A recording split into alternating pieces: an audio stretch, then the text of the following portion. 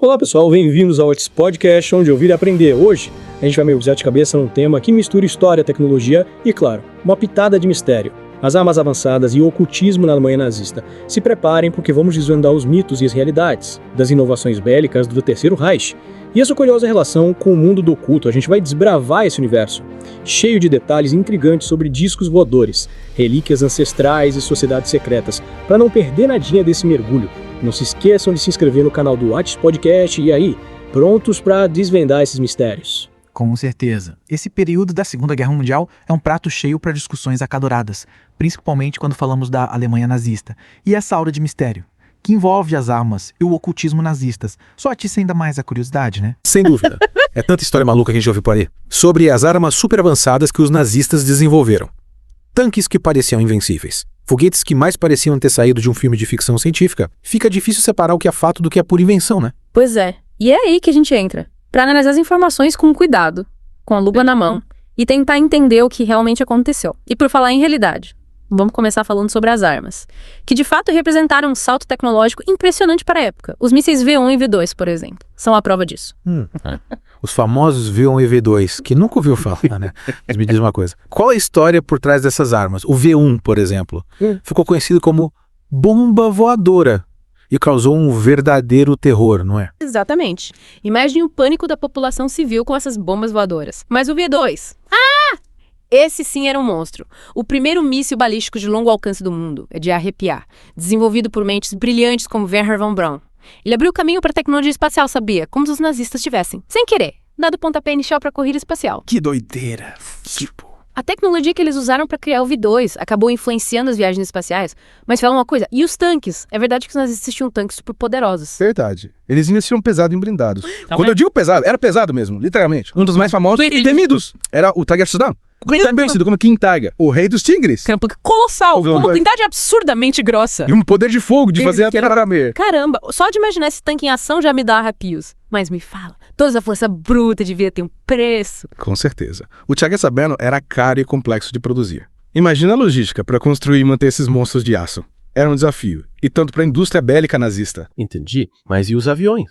Rolou alguma inovação nesse campo também. E como? Os nazistas não deixaram a desejar quando o assunto era aviação. Eles também foram pioneiros. O Messerschmitt Me do 162, por exemplo, entrou para a história como o primeiro caça-jato operacional do mundo. Imagina a vantagem que eles tinham nos céus com essa máquina. Um caça-jato naquela época. Devia ser um pesadelo para os inimigos, mas me diz uma coisa, ele era realmente imbatível. Ele era veloz e potente, muito superior aos caças dos aliados. Mas... Como tudo na guerra, tinha um porém. A produção em massa e o fornecimento de peças enfrentaram diversos problemas, o que limitou seu impacto no conflito. Puxa, que pena. Imagina se eles tivessem conseguido produzir em massa esses caças. Terem mudado o rumo da guerra, hein? Mas, mudando um pouco de assunto. E aqueles projetos ultra-secretos que a gente sempre ouve falar, tipo, discos voadores nazistas. Isso é real ou é só lenda urbana? Aí a gente entra num terreno pantanoso, cheio de mistérios e especulações.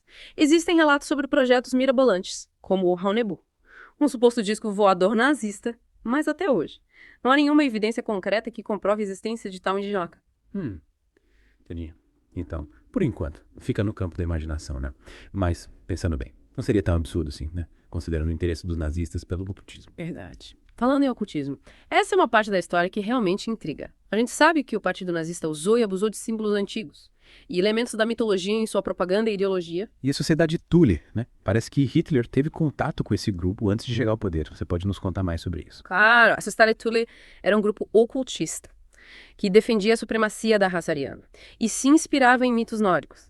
Não se sabe ao certo qual foi o nível de envolvimento de Hitler com o ocultismo, mas a influência dessas ideias na estética nazista é inegável. Verdade. A gente vê essa pegada mística em vários símbolos e rituais do regime. E me fala uma coisa, essa história de que os nazistas estavam atrás de relíquias sagradas, tipo o Santo Graal, é verdade? É papo de filme ou tem algo a mais por trás disso? Existem rumores, boatos, histórias sussurradas em cantos escuros. Dizem que eles buscavam artefatos lendários, acreditando que esses objetos lhes dariam poderes místicos ou legitimidade histórica, mas, como muitas coisas relacionadas ao nazismo, a verdade se mistura com a lenda. Parece que é difícil separar o joio do trigo quando se trata do Terceiro Reich. Mas e o Heinrich Himmler? Ele era o chefão da SS, né? E parece que era fascinado pelo ocultismo. Qual é a história dele? Ele era uma figura central na exploração do ocultismo dentro do regime nazista, sem sombra de dúvidas. Himmler transformou o castelo de Wilsburg num centro simbólico da SS lá. Ele construiu salas dedicadas a runas nórdicas e realizava cerimônias ritualísticas. Nossa, que sinistro. Parece cenário de filme de terror. Mas por que será que ele era tão obcecado por ocultismo? Acho que essa mistura de história, ideologia e misticismo é que torna o estudo do nazismo tão fascinante, mas ao mesmo tempo tão complexo. Um quebra-cabeça com muitas peças faltando. Com certeza. E a gente precisa tomar cuidado para não cair na armadilha da desinformação, né? Porque na época da guerra, os aliados exageravam bastante as capacidades dos nazistas. Era propaganda para justificar o conflito e mobilizar a população, certo? Verdade. E hoje em dia, com a internet e as redes sociais, a gente vê um monte de interpretações exageradas e teorias da conspiração que distorcem os fatos históricos. É tanta informação que fica difícil saber no que acreditar. E a gente volta com a segunda parte do nosso mergulho no mundo complexo e por vezes obscuro da Alemanha nazista. Já exploramos as armas avançadas, o ocultismo e agora vamos tentar entender o impacto disso tudo. É isso aí. A gente já viu que os nazistas, apesar de toda a ideologia distorcida, criaram tecnologias que influenciaram o mundo, mesmo depois da derrota. Aquele ditado, a história se repete, faz sentido. Mas será que a gente aprende com o passado? Excelente pergunta. E quando falamos de avanços tecnológicos, a resposta é um grande sim. Lembra do Wernher von Braun, o gênio por trás do V2. Ele e outros cientistas alemães foram recrutados pelos Estados Unidos e pela União Soviética. Sim.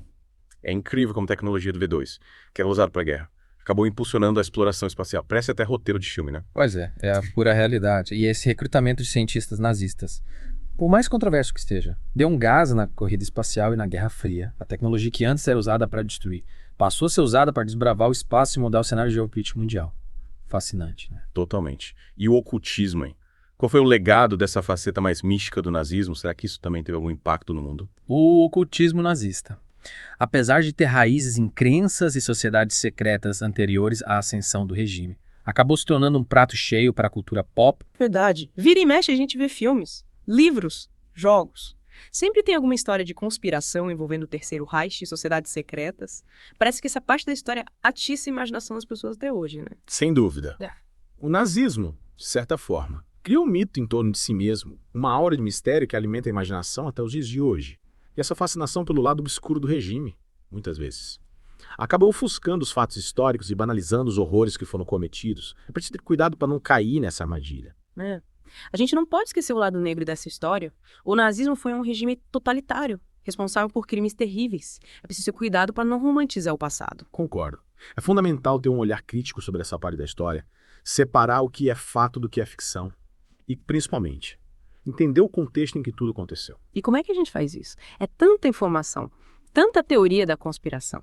Como a gente filtra tudo isso e consegue formar uma opinião crítica e embasada? A chave para desvendar esse enigma está no desenvolvimento do senso crítico. E como a gente faz isso? Buscando fontes confiáveis, comparando diferentes versões dos fatos e, principalmente, questionando tudo que nos é apresentado. É como se a gente fosse um detetive, né? Investigando as pistas, juntando as peças do quebra-cabeça para chegar à verdade. Exatamente. E essa busca pela verdade é fundamental para que a gente não repita os erros do passado. Afinal, o conhecimento é a nossa melhor arma contra a ignorância e o fanatismo.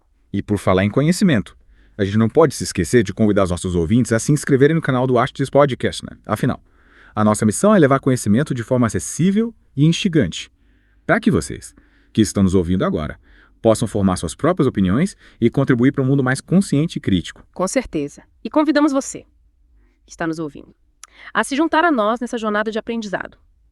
Compartilhe suas ideias, suas dúvidas, suas reflexões. Vamos juntos construir um espaço de diálogo e conhecimento. A gente se vê na terceira parte do nosso mergulho. E a gente volta para a última parte da nossa imersão no mundo da Alemanha nazista.